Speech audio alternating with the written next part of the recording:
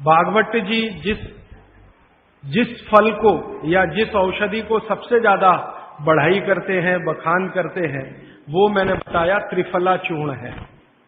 भागवत जी का ये कहना है कि पृथ्वी पर अगर कोई अमृत चीज है, अमृत तत्व है, तो वो ये त्रिफला है। त्रिफला में 3 फल है, आंवला है, बहेड़ा है, हरडे है। लेकिन जो महत्व की बात आपको समझने की है वो ये कि हर बहेड़ा आंवला इसको हमेशा 1, 2, 3 के अनुपात में ही उपयोग करें। भागवत जी ने त्रिफला उपयोग करने के लिए बोला है, लेकिन उसके साथ उन्होंने एक महत्व की बात जोड़ी है कि इसको अकेला कभी भी उपयोग ना करें, या तो इसमें गुड़ मिलाएं या तो इसमें शहद मिलाएं। अकेला उपयोग करना हो तो ज्यादा दिन ना करें, नहीं तो आपको कुछ कमजोरी सी महसूस होगी। ज्यादा दिन से मतलब 3 महीने के आगे ना करें। तो मैंने जो बताया, रात को अगर त्रिफला ले रहे हैं तो या तो आप दूध के साथ लें, पानी के साथ त्रिफला लेना माने अकेला त्रिफला लेना, ऐसा माना जाता है। दूध के साथ अकेला नहीं है, गुड़ के साथ अकेला नहीं है, और शहद के साथ अकेला नहीं है। त्रिफला में तीनों के बारे में मैंने कल थोड़ा थोड़ा आपको बताया था। ऐसे ही भागवत जी कहते हैं त्रिफला जैसी ही एक वस्तु है, त्रिकटु है। फिर ऐसे कर करके उन्होंने पूरी 108 की सूची बताई है। अब मैं उसको विस्तार में नहीं जाना चाहता, क्योंकि थोड़ा समय कम पड़ रहा है मेरे पास, और मुझे आगे की कुछ बातें जो छूटी हुई हैं वो बतानी है। त्रिफला जैसी कुछ वस्तुओं के बारे में मैंने कल कहा था, जीरे के बारे में कहा था, आपको थोड़ा हींग के बारे में कहा था, अजवाइन के बारे में कहा था। ऐसे ही अपने घर में एक बहुत अच्छी चीज है जिसके बारे में मैं कल छूट गया बोलना, लेकिन बोलना जरूरी है, वो है मेथी का दाना। भागवत जी कहते हैं कि अपने रसोई में आंवला, हरडे, बहेड़ा, इन तीनों के बाद कोई अच्छी चीज है तो अजवाइन, फिर उसके बाद बोला तो जीरा, फिर उसके बाद बोला तो हींग, और उसके बाद फिर वो बोलते हैं सबसे अच्छी चीज है मेथी का दाना। इस मेथी के दाने के बारे में इसकी जो विशेषता है मेथी की, ये वात नाशक है और कफ नाशक है। वात और कफ 2 बीमारियों को जड़ से खत्म करने की शक्ति इस मेथी में है। मेथी पित्त को बढ़ाती है, वात को कम करेगी, कफ को कम करेगी, पित्त को बढ़ाएगी। इसका मतलब ये हुआ कि मेथी उपयोग अगर आप करते हैं तो वात की बीमारियां खत्म हो जाएंगी पूरी तरह से, और कफ की बीमारियां खत्म हो जाएंगी पूरी तरह से। पित्त की बीमारियां बढ़ सकती हैं क्योंकि मेथी पित्त को बढ़ाती है। तो जिन लोगों को पित्त की बीमारी पहले से है, उनके लिए विनती है कि वो मेथी का उपयोग ना करें। जिनको पित्त की बीमारी पहले से है वो मेथी का उपयोग ना करें। पित्त की बीमारी आप समझते हैं, एसिडिटी होना, हाइपर एसिडिटी होना, अल्सर होना, पेप्टिक अल्सर होना, मुंह में पानी आना, खाने का हजम नहीं होना, खाना खाने के 2-3 घंटे बाद भी खाने का टेस्ट मुंह में रहना, डकारे आना वगैरह वगैरह, हिचकी आना, ये ज्यादातर पित्त से जुड़ी हुई बीमारियां। तो मेथी के लिए भागवत जी कहते हैं कि पित्त के रोगी छोड़कर वात और कफ के रोगी इसको भरपूर मात्रा में ले सकते हैं। अब वात की बीमारियां अगर आपकी हैं, घुटने दुखना, कमर दुखना, कंधे दुखना, जोड़ों का दर्द, मेथी का उपयोग जरूर करें, जरूर करें। अब आप पूछेंगे जी मेथी का उपयोग करने का तरीका बहुत सरल बताया भागवत जी ने, कि रात को 1 गिलास गुनगुने पानी में या गर्म पानी में 1 चम्मच मेथी दाना डाल दें, रात भर उसको रखें, सुबह उठकर मेथी दाने को चबा चबा के खाएं। चबा चबा के खाने का महत्व बहुत है। कई लोग मेथी की फंकी लेते हैं, पिसा हुआ मेथी होता है ना, उसकी फंकी लेते हैं, लेकिन फंकी का महत्व इतना नहीं है जितना चबाकर खाए हुए मेथी का है। क्यों? कारण उसका यह है कि जैसे ही मेथी आप चबाते हैं, लार बनना बहुत तेजी से शुरू होती है, क्योंकि मेथी का जो स्वाद है ना वो कटुक है, कषाय स्वाद है उसका। तो उस स्वाद की कोई भी चीज आप चबाएंगे बहुत तेजी से लार बनेगी, और वो लार मैंने आपको पहले ही बता दिया है आपके जीवन के लिए बहुत ही महत्वपूर्ण और उपयोगी है। इसलिए मेथी दाने को चबाकर खाने का असर बहुत गहरा और बहुत अच्छा होता है। तो आप मेथी दाना नियमित रूप से अपने घर में रखें, रसोई में रखें, उसका उपयोग करें। इस मेथी दाने के लिए एक बात वैसे मैंने महसूस की है, हमारे ज्यादातर घरों में अचार जितने भी बनते हैं सब में मेथी होती है, ज्यादातर। तो आप बागवट जी की बात अगर मानते हैं और सुनते हैं तो जो भी अचार में मेथी है वो अचार नहीं है, औषधि है, दवा है। माने आप कभी भी अपने जीवन में ऐसे अचार खाने से परहेज ना करें जिसमें मेथी है। मेथी है तो जरूर खाएं, वो चाहे आम का अचार हो, चाहे कोई भी दूसरा नींबू का हो, या जो भी अचार आप डालते हैं, अगर मेथी है तो जरूर उस अचार को आप खा सकते हैं। कुछ अचारों में मेथी के अलावा ये भी होती है, अजवाइन होती है। अगर अजवाइन है तो आप जरूर अचार खा सकते हैं, क्योंकि महत्व की बात जो आपको मैं समझाना चाहता हूं वो ये कि किसी भी अचार पर, किसी भी फल पर औषधियों का असर फल से ज्यादा होता है। जो विज्ञान की बात है वो ये कि आपने अचार डाला, तो मान लो आम का फल था, आम के फल का अचार डाला, अब इस पे मेथी पड़ गई या इस पे पड़ गया ये अजवाइन पड़ गई, तो अजवाइन और मेथी दो ऐसी औषधियां हैं जो दूसरे के प्रभाव को बहुत कम और अपने प्रभाव को बढ़ा देती है। तो कई लोग ऐसा घबराते हैं ना, मुझे अचार खाना तो अच्छा लगता है लेकिन खा नहीं सकता क्योंकि मुझे ऐसी तकलीफ है। मैं आपको ये कहना चाहता हूं कि अगर मेथी पड़ी हुई है किसी भी अचार में और आप वात के रोगी हैं या आपको कफ की तकलीफ है तो बेझिझक वो अचार खाइए, तो अचार के साथ मेथी जाएगी। और अचार में पड़ी हुई मेथी का असर पानी की मेथी से कई गुना ज्यादा हो जाता है। मैंने जो मेथी आपको बताई वो पानी में रात को डाल के सुबह खाना, इसका जितना असर है, लेकिन अचार में डाली हुई मेथी का असर इससे कई गुना ज्यादा है, क्योंकि अचार में ये मेथी 5-6 महीने साल भर पड़ी रहती है। मेथी के बारे में बागवती जी कहते हैं कि तेल में मिलाकर अगर आपने इसको रख लिया तो बात वही है कि अचार में तो तेल भी है, बिना तेल के अचार नहीं है। अब मेथी उसमें डल गई तो आप समझ लीजिए कि इसकी शक्ति जो काम करने की है वो 20 गुनी ज्यादा होती है, कम से कम 20 गुनी ज्यादा होती है। तो इसलिए अचार में पड़ी हुई मेथी जितनी पुरानी होती जाएगी आपको उतनी ही लाभकारी है। और ठीक यही बात उन्होंने अजवाइन के लिए लिखी है कि अजवाइन अचार में पड़ गई है तो आप समझ लो कि वो बहुत गुनी बढ़ गई है। अब मैं ये दूसरे तरह से सोचता हूं कि हमारे घर में जो माताएं बहनें हैं वो कितनी वैज्ञानिक हैं कि अचार के रूप में मेथी को या अजवाइन को इस तरह से डालती हैं। वो अनजाने में कितना बड़ा विज्ञान का काम कर रही हैं। जानकर करें तो आप सोचो कितना गर्व हो, कितना गौरव हो, लेकिन अनजाने में वो कर रही हैं। तो ये बात मैं विशेष रूप से आपके ध्यान में लाना चाहता हूं कि जिस घर की माताएं अचार बनाना जानती हैं वो बहुत वैज्ञानिक है। भले उन्होंने अपनी मां से सीखा हो या दादी मां से सीखा हो या नानी मां से सीखा हो, अनजाने में आपने एक ऐसी चीज सीख ली है जो दुनिया के बड़े बड़े डॉक्टर नहीं जानते। कोई भी MBBS MD डॉक्टर से पूछ के देख लीजिए, उसके बारे में कुछ नहीं जानता। और चूंकि वो जानता नहीं है तो अनजाने में कह देता अचार मत खाओ जी, हाँ नहीं तो ये हो जाएगा वो हो जाएगा। उसको ये मालूम नहीं है कि मेथी दाने का अचार है, अजवाइन का अचार है, जीरे का अचार है, तो ये जीरा है, मेथी दाना है, अजवाइन है, हींग का अचार एक बनता है। तो बागवती जी कहते हैं कि जितने तरह के फलों के अचार हम बनाते हैं उसमें आयुर्वेदिक औषधि अगर पड़ गई है तो वो फल का असर कम है, औषधि का असर ज्यादा है। और आयुर्वेद की औषधियों को कुछ विशेष कॉम्बिनेशन में तेल के साथ अगर आप उपयोग कर रहे हैं तो असर सबसे ज्यादा है।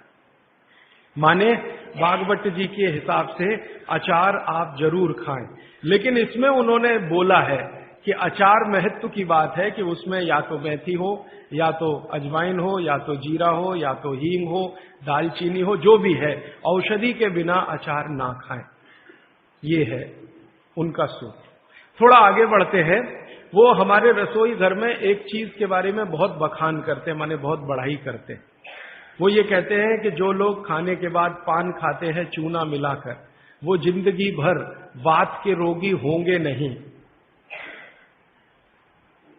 जो खाने के बाद पान खाते हैं चूना मिलाकर, वो जिंदगी भर वात के रोगे होंगे नहीं। माने चूना वो बोलते हैं सबसे बेहतरीन वातनाशक औषधि है। मेथी का दाना तो है ही, चूना उससे थोड़ा 1 डिग्री ऊपर है। मेथी दाने से चूना सबसे अच्छी वातनाशक औषधि है। चूने के बारे में भागवत जी का बहुत बहुत रिसर्च है, बहुत रिसर्च है, और वो ये कहते हैं कि ये भगवान की दी हुई प्रचंड मात्रा में अद्भुत ऐसी चीज है जो आपके वात के सब रोगों को दूर करेगी। माने घुटने दुखते हैं, कमर दुखती है, कंधा दुखता है, चूना खाइए। फिर वो कहते हैं कि इतना ही नहीं, शरीर में कैल्शियम जो है ना, कैल्शियम ये एक घटक है, माइक्रो न्यूट्रिएंट इसको कह सकते हैं अंग्रेजी में, सूक्ष्म पोषक तत्व है। ये कैल्शियम के बारे में जो गंभीर बात है आज के विज्ञान के हिसाब से जो मैं कहना चाहता हूं, भागवत जी ने तो 3500 साल पहले कह दिया, आज का विज्ञान उसको प्रूव कर रहा है, कंफर्म कर रहा है। वो ये कि कैल्शियम की कमी अगर शरीर को है तो आपको 20 नहीं 50 बीमारियां आएंगी। कैल्शियम की कमी अगर है शरीर को तो 50 बीमारियां आएंगी। क्या क्या आ सकता है? हर तरह का दर्द आपको होगा, हर तरह का, मांसपेशियों का दर्द, हड्डियों का दर्द, सब तरह का। हड्डियों की जितनी विकृतियां हैं वो सब कैल्शियम की कमी से आएंगे। हड्डियों के जितने रोग हैं वो सब कैल्शियम की कमी से आएंगे। फिर वो कहते हैं कि रक्त के बहुत सारे रोग कैल्शियम की कमी से आते हैं, रक्त के रोग, खून की बीमारी। फिर वो कहते हैं कि बहुत सारे कफ के रोग कैल्शियम की कमी से आते हैं। तो कैल्शियम कम नहीं होने देना चाहिए। जो विज्ञान आज का कहता है, आधुनिक विज्ञान ये कहता है कि कैल्शियम वो माइक्रो न्यूट्रिएंट है, वो सूक्ष्म पोषक तत्व है जिसके शरीर में रहने पर ही दूसरे सूक्ष्म पोषक तत्व उपयोगी होते हैं। ये 12-15 साल का रिसर्च है, एक वाक्य में मैंने खत्म कर दिया। कैल्शियम की उपस्थिति में ही बाकी सभी सूक्ष्म पोषक तत्व उपयोगी होते हैं। इसका मतलब यह है कि अगर आपको शरीर में विटामिन सी का असर देखना है तो कैल्शियम चाहिए, विटामिन ए का असर देखना है तो कैल्शियम चाहिए, विटामिन बी का असर देखना है तो कैल्शियम चाहिए, अगर विटामिन डी का असर देखना है तो भी कैल्शियम चाहिए, विटामिन के का असर देखना है तो भी कैल्शियम चाहिए, प्रोटीन अच्छे से आपके शरीर को काम में आए तो कैल्शियम चाहिए, कार्बोहाइड्रेट ठीक से आपके शरीर को मदद करे तो कैल्शियम चाहिए, फैट्स आपके शरीर में डिसॉल्व होते रहें और जहां जरूरत है वहां लुब्रिकेशन में मदद करते रहे तो कैल्शियम चाहिए। माने समझ लीजिए कि कैल्शियम अगर नहीं है तो शरीर में सब कुछ बीमारियां आने ही वाली है। इसलिए कैल्शियम की उपलब्धता शरीर को होनी ही चाहिए। अब इसके बारे में भागवत जी कहते हैं, आधुनिक विज्ञान ने अभी प्रूव किया, भागवत जी पहले ही कह गए कि हमारे शरीर की 40 वर्ष की उम्र तक, 40 से 45 वर्ष की उम्र तक जो कुछ भी हम खा रहे हैं इसी में से हमको कैल्शियम मिलता रहता है। सबसे ज्यादा कैल्शियम आप जानते हैं दूध में है, दूध, फिर दूध के बाद दही, दही के बाद मट्ठा, मट्ठे के बाद मक्खन, मक्खन के बाद घी, इन सब में भरपूर कैल्शियम है। फिर आपने खाया संतरा, मौसम्मी, नारंगी, अंगूर, द्राक्ष, जो भी खट्टे फल, आम वगैरह वगैरह, सब में कैल्शियम भरपूर मात्रा में है। फिर सबसे ज्यादा कैल्शियम फलों में माना जाता केले में है। केला भरपूर खाना चाहिए क्योंकि कैल्शियम का सबसे बड़ा भंडार है और आसानी से हजम होता है। तो ऐसे जो फल हैं इनका जो कैल्शियम है ये 40-45 साल तक हमें आसानी से मिलता रहता है, क्योंकि शरीर की जो बायोकेमिस्ट्री है 40-45 साल तक एकदम दुरुस्त और तंदुरुस्त रहती है। जठर अग्नि भी तीव्र रहती है, बाकी सब फंक्शन ठीक है। लेकिन जैसे ही 45 की उम्र खत्म होती है, माताओं को ये बात विशेष रूप से कह रहा हूं, बहनों को, माताओं को, जैसे ही आपकी 45 की उम्र पूरी होती है और आपका मेंसेस साइकिल बंद होता है, मासिक धर्म आपका बंद होता है, उसी समय आपको कैल्शियम हजम होना कम होना शुरू होता है। आप कितना भी ये सब चीजें खाएं, केला भी खाएं, ये भी खाएं, लेकिन कैल्शियम उतना पूर्ति नहीं करता, क्योंकि कैल्शियम को शरीर में डाइजेस्ट कराने वाला जो हार्मोन है वो तभी तक आपको है जब तक आपकी मासिक चक्र की शुरुआत है। मासिक चक्र बंद होते ही ये हार्मोन कम होता है। आप जानते हैं कई हार्मोन्स कम हो जाते हैं। तो कैल्शियम डाइजेस्ट होना बहुत मुश्किल होता है, तब आपको जरूरत पड़ती है कि बाहर से कैल्शियम लें। इसलिए सब माताएं इस बात को ध्यान दें और इसको गांठ बांध लें कि 45 की उम्र होते ही चूना खाएं, क्योंकि अतिरिक्त बाहर से कैल्शियम उसी से मिलेगा। चूना जरूर खाएं आप सबके लिए, और आपको भी है चूना खाएं, क्योंकि आपकी उम्र भी 45 की जब पूरी होगी तो ये जो कैल्शियम है वो आपके लिए पर्याप्त नहीं है, जो फलों से और सब्जियों से आ रहा है, कुछ अतिरिक्त चाहिए। और चूंकि बाकी सब माइक्रो न्यूट्रिएंट्स कैल्शियम की उपस्थिति में ही काम आएंगे, इसलिए इस पर ध्यान दीजिए। तो शायद इसलिए इस देश में एक परंपरा विकसित हुई है पान खाने की। ये पान खाने की परंपरा बहुत वैज्ञानिक है, बहुत ही वैज्ञानिक। जिसने भी शुरू की वो बागवट का पक्का चेला रहा होगा, बहुत समझकर उसने ये शुरू की। और ये अद्भुत है। अद्भुत मैं इसलिए कह रहा हूं कि भारत की सब जातियों में उत्तर से दक्षिण, पूरब से पश्चिम ये परंपरा है। कहीं भी चले जाओ, आप सिक्किम में चले जाओ, अरुणाचल में चले जाओ, वो भी पान खाते हैं। और आप धुर दक्षिण में आ जाओ तो यहां भी है, उत्तर में चले जाओ, कहीं भी चले जाओ। तो ये पान खाना भारतीय सभ्यता का एक बहुत महत्वपूर्ण अंग है जो स्वास्थ्य से जुड़ा हुआ है। बस ध्यान इतना ही रखिए कि पान जो है चूने का ही खाना है। पान जो है चूने का ही खाना है। पान कभी भी कत्थे वाला ना खाएं, क्योंकि कत्था आपके लिए उतना उपयोगी नहीं है। कत्था स्वाद के लिए आप उपयोग करते हैं, चूना औषधि के लिए उपयोग करते हैं। ये बात मैं एक बार पहले भी कह चुका हूं, आज फिर से इसलिए कह रहा हूं कि कुछ नए चेहरे मैं देख रहा हूं। कल बहुत सारे नए और आज भी बहुत सारे नए चेहरे आए हैं। अब वो ये जरूरी बात से वंचित रह जाए, इसलिए मैंने ये दोबारा से कहा है। तो आपके रसोई में मेथी दाना हो गया, चूना हो गया, पान हो गया, फिर पान के बाद आपको जीरा, हींग वगैरह वगैरह, अजवाइन, ये सब हो गई। ऐसी कुल 108 औषधियां हैं। गरीब से गरीब आदमी की रसोई में ये औषधियां हैं, इनका भरपूर उपयोग करिए। एक औषधि के बारे में बागवट जी कहते हैं और भी महत्व की है, दालचीनी। दालचीनी के बारे में बागवट जी कह रहे हैं कि वायु के जितने भी प्रकोप हैं, जैसे दमा, अस्थमा, ये वायु की बीमारियां, अस्थमा, दमा, वात की बीमारियां वायु की, तो इनको खत्म करने में या समाप्त करने में या इन बीमारियों को ठीक करने में बड़ी मदद करता है दालचीनी। और दालचीनी के बारे में बागवट जी कहते हैं कि ये दमा, अस्थमा, इनको तो खत्म करेगा ही, वात के सब रोगों को खत्म करेगा, कफ के रोगों को भी खत्म करता है।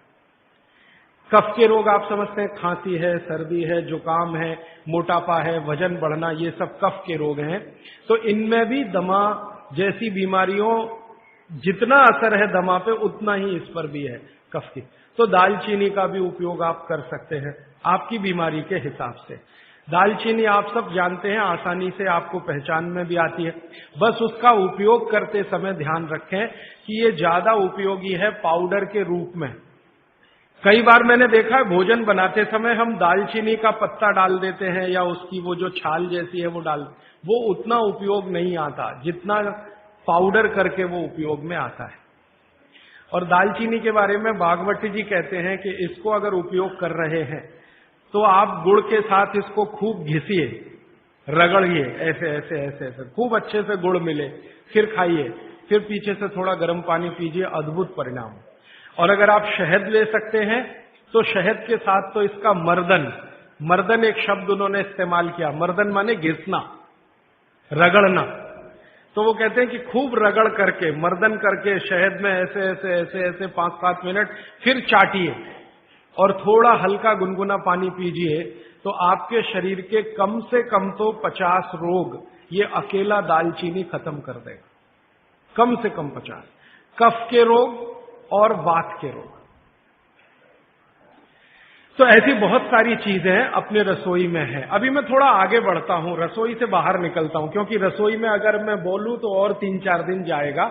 आपको और ज्यादा विस्तार से ये जानना है तो मैंने बार बार कहा है, पुस्तकें हैं। एक पुस्तक है जो रसोई घर पर ही केंद्रित है, जिसका नाम है स्वदेशी चिकित्सा। और एक दूसरी है सौंदर्य चिकित्सा, माने स्किन के जितने डिसीज हैं बाहर हैं आप ले जाइए। भागवत जी के ही सारे सूत्र हैं। बस इतना ही हमने किया है कि भाषा थोड़ी सरल की है और उपयोग आप कर सकें आज के समय में, उस हिसाब से उस सूत्र को लिखा है। लेकिन जितने सूत्र हैं किताबों में वो सब परीक्षण करके लिखे गए।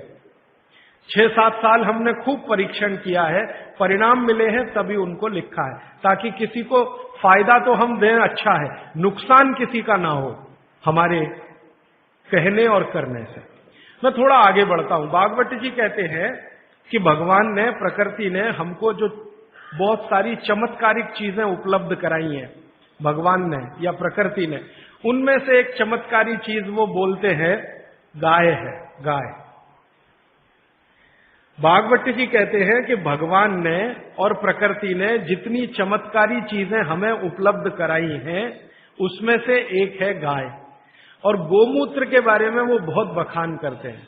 बखान शब्द आप समझते हैं, खूब प्रशंसा करना, खूब प्रशंसा करना। वो कहते हैं कि ये गाय का मूत्र अद्भुत है। अद्भुत, अद्भुत है मतलब वो ये कहते हैं कि वात पूरी तरह से खत्म करने की शक्ति इसमें है, कफ पूरी तरह से खत्म करने की शक्ति इसमें है, और पित्त के रोगों को भी खत्म करने की शक्ति है कुछ आयुर्वेदिक औषधियों के साथ। वात और कफ को तो ये अकेला ही खत्म कर देता है, पित्त को खत्म करने के लिए इसमें कुछ औषधियां मिलानी पड़ती हैं। लेकिन वो कहते हैं कि जीवन में 3 तरह के जो जितने रोग हैं, वात, पित्त, कफ, इनकी कुल संख्या मैंने आपको सबसे पहले दिन बोली थी 148 रोग हैं लगभग भारत में। दुनिया की बात नहीं कर रहा हूं, सिर्फ भारत। तो भारत में वात, पित्त, कफ के कुल 148 रोग हैं। भागवत जी कहते हैं हर रोग को खत्म करने की शक्ति अकेली अगर किसी एक वस्तु में है तो ये गोमूत्र है। मेथी का दाना वात को कम करेगा, कफ को कम करेगा, पित्त को खत्म नहीं कर सकता, पित्त को कई बार बढ़ा देता है। कई लोगों को यह महसूस होगा मेथी दाना खाएं तो जलन ज्यादा होती है, गैस बनती है, मुंह सूख जाता है, तो आप समझ लो पित्त भड़क गया आपका। तो उन लोगों के लिए तकलीफ है। लेकिन वो कहते हैं कि यह गोमूत्र एक ऐसी चीज है जो वात, पित्त, कफ तीनों को सम में लाने के लिए सबसे ज्यादा मदद करता है। अब ये तो उन्होंने लिख दिया 3500 साल पहले, तो जरूर कुछ ऑब्जर्वेशन किए होंगे। हमको इस पर भरोसा कम होता था। जब ये बात मैंने पहली बार पढ़ी तो भरोसा कम होता था कि क्या अद्भुत चीज बता रहे हैं वो, वात, पित्त, कफ तीनों को एक साथ सम में ला सकता है। थोड़ा सा मामूली हेरफेर करना पड़ेगा पित्त के रोगियों के लिए, बाकी के लिए तो कुछ नहीं करना। तो फिर हम लोगों को जब शक हुआ कि शायद ये इतना असरकारी नहीं हो सकता, तो गोमूत्र पर हम लोगों ने कुछ परीक्षण किए। हमारा एक बहुत बड़ा समूह है इस देश में, तो उसमें बहुत तरह के लोग हैं, वैज्ञानिक भी हैं, डॉक्टर भी हैं, वगैरह वगैरह। तो कुछ वैज्ञानिक और डॉक्टरों ने मिलकर कहा करके देख लो। भागवत जी कह रहे हैं तो हो सकता है जरूर इसमें कुछ गंभीर बात हो, करके देखो। तो जब करके देखना शुरू किया तो पिछले लगभग 5-6 वर्षों में गोमूत्र पर हजारों परीक्षण किए, हजारों। सबसे पहले तो उसका हमने केमिकल एनालिसिस कराया कि आखिर गोमूत्र है क्या। तो सबसे ज्यादा उसमें पानी है। पानी के अलावा क्या है? तो पता चला पानी के अलावा उसमें कैल्शियम है। तो पता चला पानी के अलावा उसमें सल्फर है। पानी के अलावा उसमें आयरन है। पानी के अलावा उसमें ऐसे जीवन के 18 सूक्ष्म पोषक तत्व हैं जो शरीर को बहुत ही उपयोगी है। पानी तो है ही गोमूत्र में, आपके भी मूत्र में पानी है, लेकिन पानी के अलावा उसमें बहुत कुछ ऐसा है जो आपके मूत्र में नहीं है, मनुष्य मूत्र में नहीं है। कैल्शियम है, आयरन है, सिलिकॉन है, बोरॉन है, Fe है, मैग्नीज है, मैग्नीशियम है, ऐसे 18 सूक्ष्म पोषक तत्व। अब मैं आपको पहले दिन की बात याद करा रहा हूं। ये 18 सूक्ष्म पोषक तत्व तो एक साथ अगर किसी चीज में है तो मिट्टी में है, मिट्टी, खेत की मिट्टी में, और दूसरी अगर किसी चीज में एक साथ है तो गाय के मूत्र में। दूसरी कोई भी चीज में अगर है तो गाय के मूत्र में। पहली चीज जिसमें है मिट्टी और दूसरी कोई चीज तो गोमूत्र। तो गोमूत्र का प्रयोग आप जरूर कर सकते हैं। ये जो संपूर्ण घटक वाली एक पेय पदार्थ है या द्रव्य पदार्थ है, इसके बारे में वो कहते हैं कि ये बहुत अच्छा है, चमत्कारिक है। तो हमको लगा कि करके देख लो। तो इसका पहले हम लोगों ने केमिकल एनालिसिस कराया। एक लेबोरेटरी में गाय का मूत्र डिब्बे में भर के दिया, शीशी में भर के, कि जरा देखो इसमें क्या है। तो 6 महीने के बाद, लगभग 8 महीने के बाद, लखनऊ एक शहर है भारत का जिसका बड़ा नाम है, बड़ा जिक्र है, उत्तर प्रदेश की राजधानी है। वहां पर एक बहुत बड़ी प्रयोगशाला है, उसका नाम भी बता दूं ताकि आप चाहें तो उनसे कंफर्म कर लें। प्रयोगशाला का नाम है CDRI, central drug research institute. Bharat में दवाओं पर, औषधियों पर काम करने वाली ये सबसे बड़ी संस्था है। तो इनके यहां सबसे पहला टेस्टिंग हुआ। शीशी में भरा गोमूत्र हमने दिया और 3-4 तरह के गोमूत्र दिए। एक तो वो जर्सी गाय होती है ना, जर्सी गाय, विदेशी गाय, उसका भी दिया, होलिस्टियन फ्रीजियन जाति की गाय का दिया, और जो भारत की गाय है, देशी गाय अपनी, उसका दिया। तो वैज्ञानिकों ने 6 से 8 महीना लगाया। फिर रिपोर्ट आई। रिपोर्ट के बाद पता चला कि शरीर की बीमारियों को खत्म करने के लिए जितने घटक चाहिए वो सब गोमूत्र में हैं, सबके सब है। अब जैसे मैं आपको नाम लेके कहूं, आपको त्वचा का कोई भी रोग हो गया त्वचा का, तो इसका माने आपके शरीर में एक घटक कम हुआ। घटकों की कमी से ही रोग होते हैं। वो घटक का नाम है सल्फर। एक केमिकल कम होता है जिसका नाम है सल्फर। जिनको भी स्किन डिसीज होंगी उनके शरीर में सल्फर कम हो जाएगा। ये है बात। अब गाय के मूत्र में भरपूर मात्रा में है सल्फर, भरपूर। तो हम लोगों ने क्या किया कि ये त्वचा रोग वालों को इकट्ठा करके, सल्फर चाहिए तो सल्फर हम चाहें तो होम्योपैथी में दे सकते थे उनको, सल्फर चाहे तो आयुर्वेद में भी दिया जा सकता था। हमने ना होम्योपैथी में दिया ना आयुर्वेद में दिया। उनको कहा भाई गोमूत्र में सल्फर है और आपको सल्फर की जरूरत है तो आप पी के देख लो। तो उनमें से कुछ ने पिया, कुछ ने नहीं पिया, कुछ को लगा कि कैसे पिए, इसमें वगैरह वगैरह बहुत सारी तकलीफें हैं। वो एक आदमी तो मुझे कहता था, राजीव भाई इतनी बास आती है, कैसे पी सकता हूं। और वो रोज 1 बोतल दारू पी लेता था, गोमूत्र पीने में उसको बास आती थी।